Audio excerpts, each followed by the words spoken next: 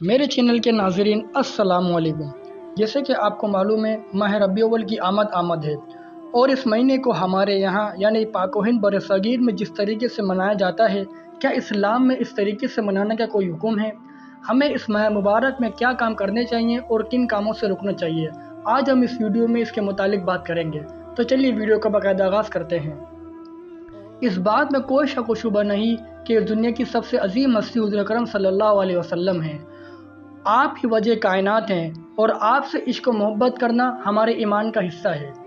جیسے کہ اسلام ایک دین فطرت مذہب ہے اور اسلام ہمیں ہر کام کے بارے میں مکمل رہنمائی فرماتا ہے، چاہے اس کا تعلق اخلاقیات سے ہو، سیاسیات سے ہو، معاشرت سے ہو، غرض ہر معاملے میں اسلام ہماری مکمل رہنمائی فرماتا ہے۔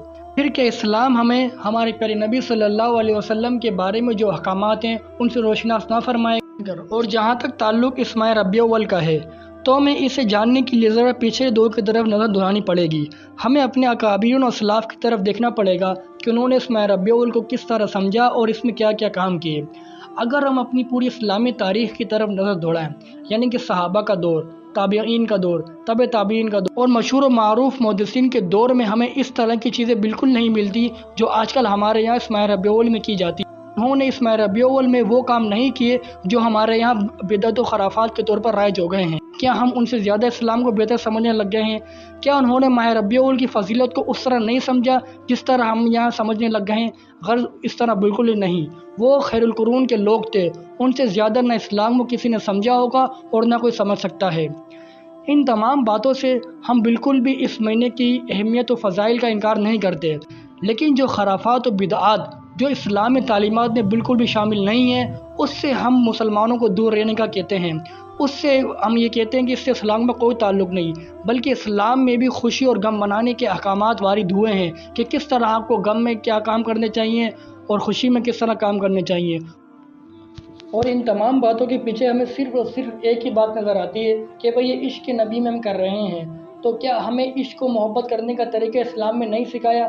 کیا ہماری اسلامی تعلیمات ہمیں ہمارے پیارے نبی صلی اللہ علیہ وسلم سے محبت کرنے کا طریقہ نہیں بتاتی کہ کس طرح کیا کام کرنے چاہیے اور کس طرح عشق کا اظہار کرنا چاہیے؟ ہم اگر پچھلے دور کی طرف نظر دوڑائیں تو پیچھے بھی ہمارے اکابرین و اسلاف ہمیں دکھتے ہیں کہ انہوں نے کس طرح عشق و محبت کا اظہار کیا۔ تو کیا ہم یہ بات کہہ سکتے ہیں کہ انہوں نے عشق و محبت کے صحیح طریقوں کو نہیں اپنایا اور ہم ان سے زیادہ اپنانے والے ہو گئے ہیں؟ غرض اس طرح بالکل نہیں ہے۔ ہمیں صرف اور صرف اسلامی تعلیمات کو، اسلامی احکام کو اچھی طرح سمجھنے کی ضرورت ہے۔ اور اس ماہ ربیع الاول میں جو کام کرنے کے ہیں ان میں ہمیں چاہیے کہ ہم آپ صلی اللہ علیہ وسلم کی سیرت کا مطالعہ کریں۔ ہمیں معلوم ہو کہ آپ صلی اللہ علیہ وسلم نے اپنی زندگی کس طرح گزاری ہے، کس طرح آپ صلی اللہ علیہ وسلم نے مصائب و مشاکل کو جھیلتے ہوئے اس امت تک اللہ تعالیٰ کے احکامات پہنچائے ہیں، اور کس طرح آپ صلی اللہ علیہ وسلم کی زندگی ہمارے لیے بہترین نمونہ ہے۔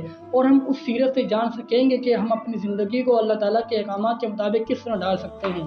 اور ہمیں چاہیے کہ اس مہینے میں آپ صلی اللہ علیہ وسلم پر زیادہ سے زیادہ درود و سلام بھیجیں، خیر و صدقات کے کام کریں، خیر کے کاموں پر چڑھ کر حصہ لیں اور ان خرافات و بدعات سے اپنے آپ کو دور رکھیں۔